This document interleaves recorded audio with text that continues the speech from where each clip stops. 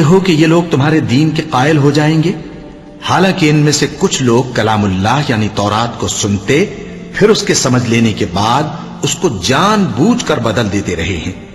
اور یہ لوگ جب مومنوں سے ملتے ہیں تو کہتے ہیں ہم ایمان لے آئے ہیں، اور جس وقت تنہائی میں ایک دوسرے سے ملتے ہیں تو کہتے ہیں جو بات اللہ نے تم پر ظاہر فرمائی ہے وہ تم ان کو اس لیے بتائے دیتے ہو کہ قیامت کے دن اسی کے حوالے سے تمہارے پروردگار کے سامنے تم کو الزام دیں۔ کیا تم سمجھتے نہیں؟ کیا یہ لوگ یہ نہیں جانتے کہ جو کچھ یہ چھپاتے اور جو کچھ ظاہر کرتے ہیں اللہ کو سب معلوم ہے؟ اور بعض ان میں ان پڑھ ہیں کہ اپنی آرزوؤں کے سوا اللہ کی کتاب سے واقف ہی نہیں، اور وہ صرف اٹکل سے کام لیتے ہیں۔